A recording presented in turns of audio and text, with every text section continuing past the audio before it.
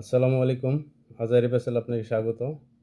আসলে আমাদের নতুন রাজনীতিক আমাদের নতুন বাংলাদেশে আমাদের স্বপ্ন ছিল যে যারা পলিটিক্স করবে, রাজনীতি করবে তারা সভ্য, সুস্থ একটা রাজনীতি প্রতিষ্ঠা করবে। যে রাজনীতিতে থাকবে না হিংসা, লোভ, থাকবে না লুটপাট, থাকবে না আখের গুছানোর, ব্যক্তিগত আখের গুছানোর মহা উৎসব। কিন্তু আমরা আসলে নতুন বাংলাদেশে সেরকম দেখতে পাচ্ছি না। হ্যাঁ, একদল আছে জুলাই বিক্রি করে, জুলাইকে কুক্ষিগত করে তারা আসলে রাজনীতি করতেছে। তারা চাচ্ছে যে আসলে আ তারা যেটা করতেছে সেটি রাইট। আসলে নতুন দেশে নতুন জুলাইয়ে আমরা যেটা পেয়েছি সেটা হচ্ছে কিছু ফকিনীর ছেলেকে আমরা নতুন কোটিপতি হতে দেখেছি। যারা আগে ৳১৫০ ৳২০০ তে প্যান্ট কিনতো তারা এখন প্লাডো গাড়ি চালায়। আ তারা এখন BMW গাড়ি চালায়। তারা আসলে এখন অনেকেই আছে যে বড়, বড় নেতা হয়ে গেছে।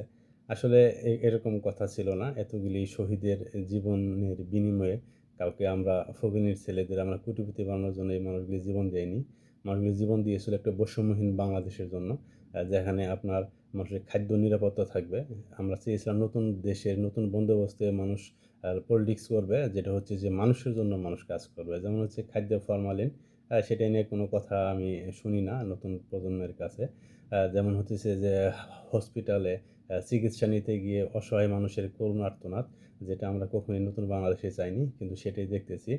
বিচার প্রার্থী কোনো মা, ভাই, বন্ধুদের আ অসহায়ত্ব বিচারের কাঠগড়ায় দাঁড়িয়ে যখন অঝরে কান্না করে, তখন সেটাও আমরা চাইনি। আমরা চেয়েছিলাম ন্যায় বিচার, সুশাসন প্রতিষ্ঠা হবে নতুন বাংলাদেশে। কিন্তু সেগুলি আসলে অনেকটাই সেই আগের মতোই, আগের ধাঁচেই, আগের বন্দোবস্তেই চলতেছে। এগুলির পরিবর্তন চেয়েছিলাম। চেয়েছিলাম যে আমরা আ টেবিলের নিচ দিয়ে ঘুষ চলবে না। আমরা চেয়েছিলাম যে সত্যকে মিথ্যা বানানোর জন্য মহা উৎসব চলবে না। আমরা চেয়েছিলাম যে এখানে কোনো ভণ্ডামি, ধর্ম নিয়ে কোনো ব্যবসা, রাজনীতি চলবে না। কিন্তু সেগুলি পুনরাবৃত্তি নতুন করে ঘটতেছে এবং কি ব্যাপক হারে ঘটতেছে। আসলে তরুণ প্রজন্ম চেয়েছিলাম যে স্বাধীন হবে। তারা মানসিকভাবে স্বাধীন হবে।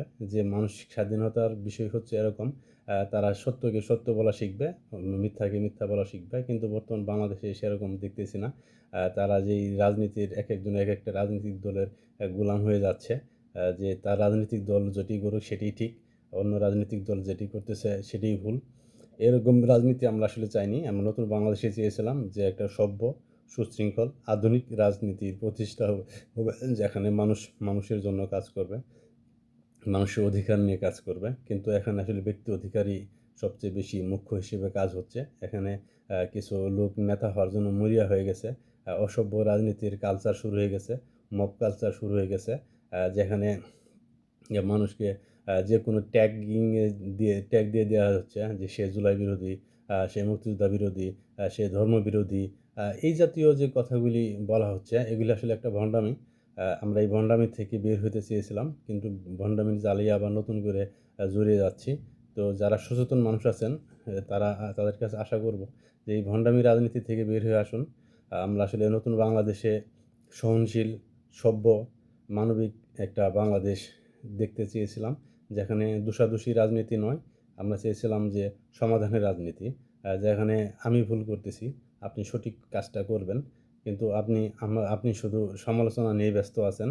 কিন্তু কি করলে ভালো হবে, জনগণের, মানুষের ভালো হবে, এসব নিয়ে আপনাদের কোনো পরিকল্পনা নেই।